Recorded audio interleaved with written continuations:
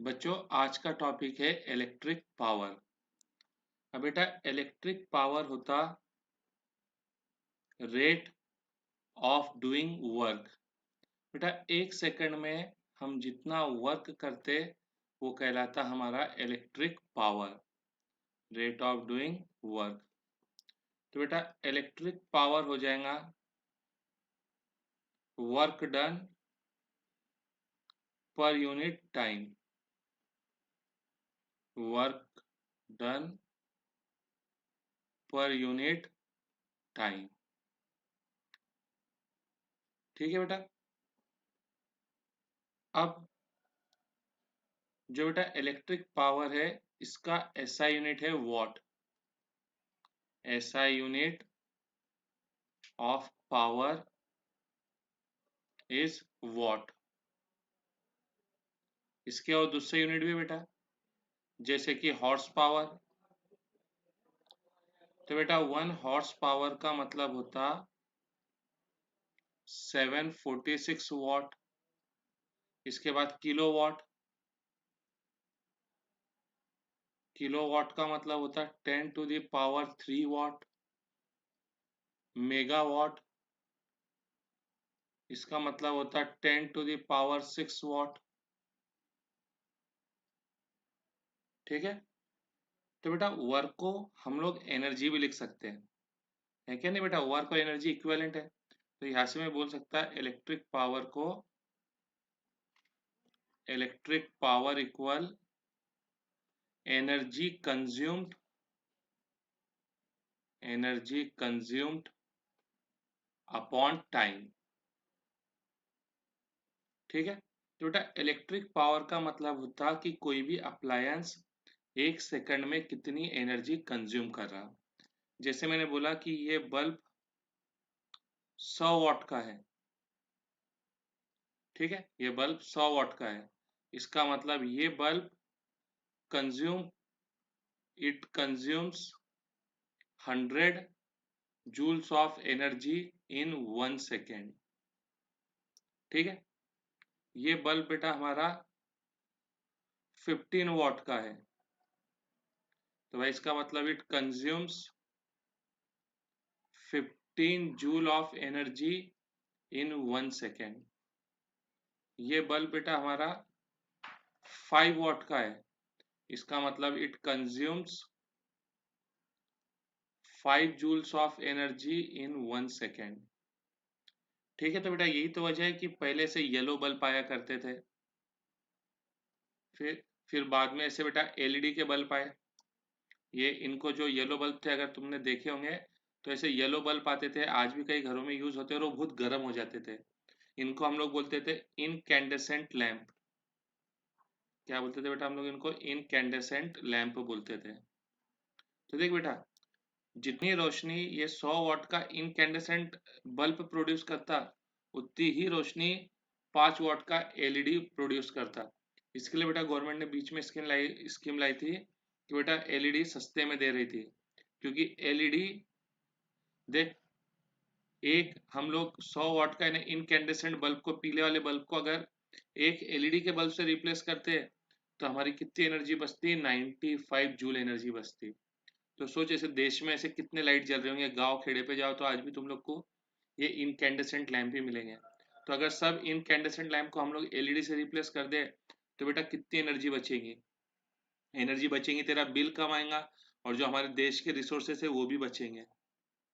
ठीक है। और देख, अब तू अगर देखा होगा, कभी तूने वैक्यूम क्लीनर देखा होगा तो उस पर लिखा रहता 1600 वॉट। यानी इसका मतलब बेटा जो वैक्यूम है, वैक्यूम क्लीनर है, वो क्या करता, एक सेकंड में कितनी एनर्जी कंज्यूम करता? तो consumes 1600 joules of energy in 1 second. तो यानी जितना ज़्यादा पावर, उतनी ज़्यादा बेटा वो एनर्जी को क्या करेगा? कंज्यूम करेगा। तो अगर मैं तेरे को बोलता कि भाई एक अप्लायंस का इलेक्ट्रिक पावर कितना है? 1 वॉट है। एक अप्लायंस का इलेक्ट्रिक पावर 1 वॉट है, तो भाई फिर इसका मतलब then it consumes 1 joule of energy in 1 second. यानी बेटा अगर कोई अप्लायंस 1 सेकंड में 1 जूल एनर्जी कंज्यूम करता तो हम बोलेंगे उसका पावर कितना है, 1 वॉट है। तो यहाँ लिख लेते हैं हम लोग, if an appliance consume 1 joule of energy in 1 second, then its electric power is 1 watt। ठीक है बेटा। और जितने अप्लायंसेस बेटा बड़े होते जाते वही वैसे वैसे उनका पावर क्या होते जाता, बढ़ते जाता। और जितना ज्यादा पावर बढ़ेगा वो उतनी ज्यादा एनर्जी क्या करेगा, कंज्यूम करेगा। ठीक है बेटा। अब हम लोग क्या करते हैं बेटा, इलेक्ट्रिकल पावर का डेरिवेशन कर लेते हैं। तो देखो बेटा हमने यहाँ पे एक बल्ब लिए। अब सर्किट के अंदर हम लोग बल्ब नहीं बनाएंगे, बल्ब का क्या बनाएंगे, रेजिस्टेंस। ठीक है। तो ये बल्ब है, हमने इसको एक V वोल्ट की बैटरी से ज्वाइन कर दिए। V वोल्ट की बैटरी से हमने ज्वाइन करे तो बेटा इसके अंदर क्या होगा, करंट फ्लो होगा। करंट फ्लो होगा यानी क्या फ्लो होगा, चार्ज फ्लो होगा, है कि नहीं बेटा। जैसे ही हम लोग बल्ब को बैटरी से कनेक्ट करेंगे तो बेटा बैटरी डिस्चार्ज होगी यानी उसमें से करंट निकलेगा। करंट निकलेगा यानी चार्ज निकलेगा। तो हमने बोले let Q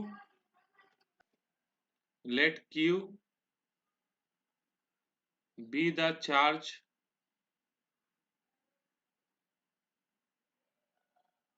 flow through the bulb in time t। ठीक है बेटा, t समय में बल्ब से कितना चार्ज फ्लो हुआ, q चार्ज फ्लो हुआ। अब बेटा हम लोग इसका इलेक्ट्रिक पावर निकालना चाहते हैं। तो देख बेटा इलेक्ट्रिक पावर क्या रहेगा, work done upon time taken. अब बेटा देखो अगर याद हो तो देख हम लोग पढ़ते थे कि पोटेंशियल डिफरेंस होता work done per unit charge. तो इसको क्रॉस मल्टीप्लाई करो तो वर्क डन हो जाएगा पोटेंशियल डिफरेंस इनटू चार्ज। अब बेटा पोटेंशियल डिफरेंस कितनी है, V, और हमने चार्ज कितना ले लिए, Q चार्ज लिए। ठीक है, Q चार्ज। तो देख बेटा वर्क डन हो गया potential difference into charge upon में टाइम। देखो टाइम को मैंने इसके अपॉन में लिखा। अब बेटा करंट क्या होता, तो करंट होता rate of flow of charge, यानी करंट होता चार्ज फ्लो अपॉन टाइम। ठीक है बेटा। तो यहाँ Q चार्ज फ्लो हो गया T टाइम में, तो चार्ज फ्लो कितना है Q और टाइम कितना है T, तो I हो जाएगा Q बाई T। ठीक है बेटा, यानी Q बाई T की जगह पे मैं क्या लिख सकता, I।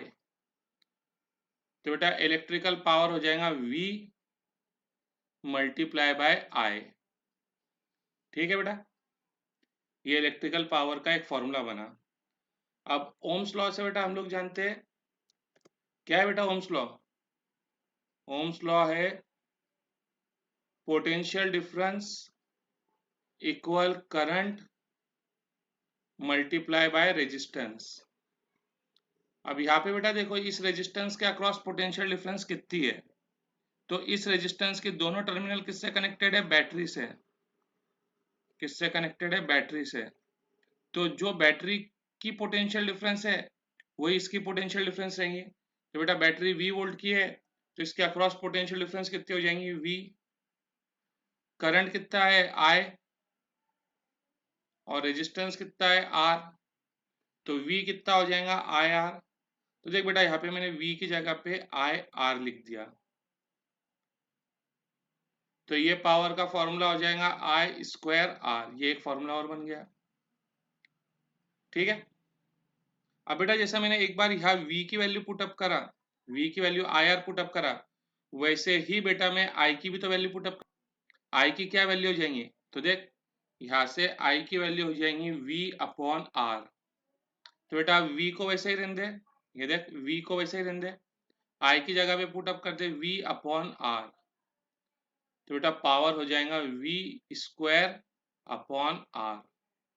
तो ये पावर के तीन फॉर्मूले बन गए बेटा, एक बना VI, एक बना I स्क्वायर R, और एक बना V स्क्वायर अपॉन R। ये तीनों फॉर्मूले, तीनों में से कोई भी यूज करो आंसर सेम आता।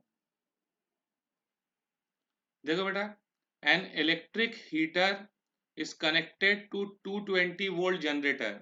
अब बेटा हीटर किससे कनेक्टेड है, जनरेटर से, तो जो जनरेटर की पोटेंशियल डिफरेंस है वही इलेक्ट्रिक बल्ब की पोटेंशियल डिफरेंस हो जाएंगे। तो बेटा जनरेटर 220 वोल्ट का है, तो इलेक्ट्रिक बल्ब के अक्रॉस पोटेंशियल डिफरेंस कितनी हो जाएंगी, 220 वोल्ट हो जाएंगे। The current is 0.5 ampere, current कितना है बेटा, 0.5 एम्पियर है। 0.5 एम्पियर को बेटा मैं हाफ एम्पियर भी लिख सकता। अब इसने हमसे पूछा what is the power of the bulb, हमको पावर निकालना है बल्ब का, तो पावर क्या हो जाएगा V इंटू आई। तो V कितना है 220, I कितना है 1/2, तो ये हो जाएगा 110 वॉट। क्या क्लियर है बेटा, नोट कर लो। देखो बेटा, an electric iron consumes energy at a rate of 840 what when heating is at the maximum and 360 watt when heating is at the minimum। देखो बेटा आयरन के अंदर ना ऐसे अरेंजमेंट आते हैं, नॉब्स आते हैं कि ज़्यादा हीटिंग होना कि कम हीटिंग होना। तो बेटा उसकी मैक्सिमम हीटिंग में पावर कितना है 840 वॉट है, और मिनिमम हीटिंग में उसका पावर कितना है 360 वॉट है। द वोल्टेज इज 220, ठीक है, वोल्टेज 220 है। तो देखो बेटा यहाँ पे हम लोग दो केस बनाते हैं, पहला जब हीटिंग मैक्सिमम है, और दूसरा जब हीटिंग मिनिमम है। जब हीटिंग मैक्सिमम है तो बेटा उसका पावर कितना है, उसका पावर है 840 वॉट, ये पावर को मैंने P1 बोला। और जब हीटिंग मिनिमम है तो उसका पावर है 360 वॉट। वोल्टेज कितना है 220 वोल्ट, यानी यहाँ पे पोटेंशियल डिफरेंस कितनी है 220 वोल्ट है, और यहाँ पे भी पोटेंशियल डिफरेंस 220 वोल्ट है। तो बेटा यहाँ के करंट को मैंने लिया I1, यहाँ के करंट को I2, ये मेरे को निकालना है, यहाँ के रेजिस्टेंस को R1 और यहाँ के रेजिस्टेंस को R2। ठीक है, तो देखो बेटा पावर का एक फॉर्मूला हम लोग जानते हैं V इंटू आई। तो यहाँ पे पावर कितना है P1, पोटेंशियल डिफरेंस तो V है और करंट है I1। फिर से देखो पावर का फॉर्मूला हम लोग जानते हैं पोटेंशियल डिफरेंस इंटू करंट, यहाँ का पावर P2 है, पोटेंशियल डिफरेंस V है और करंट I2 है। तो देखो बेटा P1 की जगह पे 840, V कितना है 220, I1 पता नहीं है, तो ये 220 मल्टीप्लाई में यहाँ पे आएगा तो कहाँ पे आ जाएगा डिवाइड में, 0 0 कैंसल, उसके बाद 2 11 जा 2 42 जा, तो I1 हो जाएगा 42 अपॉन 11 एम्पियर। ठीक है, वैसे ही बेटा देखो यहाँ का पावर कितना है 360, पोटेंशियल डिफरेंस 220, करंट I2। तो बेटा देख 220 मल्टीप्लाई में यहाँ पे आएगा तो डिवाइड में, 0 0 कैंसल, 2 11 जा 2 18 जा, तो I2 हो जाएगा 18 अपॉन 11 एम्पियर। क्या क्लियर है बेटा,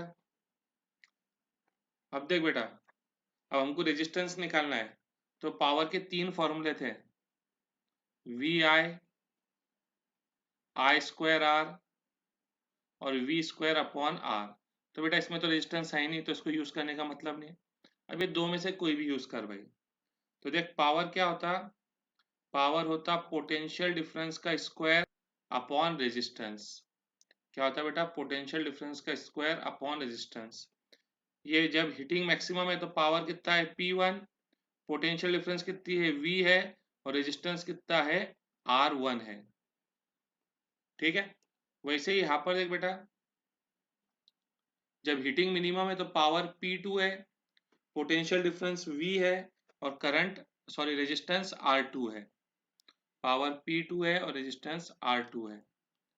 तो देख बेटा, यहाँ से क्रॉस मल्टीप्लाई कर इसको, तो ये हो जाएगा P1 R1 V², तो R1 हो जाएगा V²/P1। वैसे ही यहाँ से भी क्रॉस मल्टीप्लाई करो, तो ये हो जाएगा P2 R2 इक्वल V², तो R2 हो जाएगा V²/P2।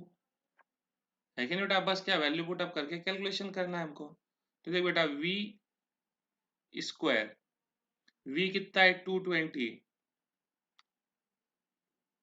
तो बेटा 220 का स्क्वायर अपॉन में P1, P1 कितना है बेटा 840, तो यहाँ पे 840, ये 0 कैंसल, 2 11 जा 242 जा, 2 11 जा 221 जा, तो बेटा ये हो जाएगा 11 इंटू 11 121/21, है कि नहीं, 121/21।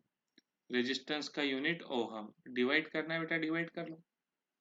वैसे यहाँ पे देखो बेटा R2 क्या है V², यहाँ पर V कितना है, V है बेटा देखो यहाँ पे 220 और P2 है 360।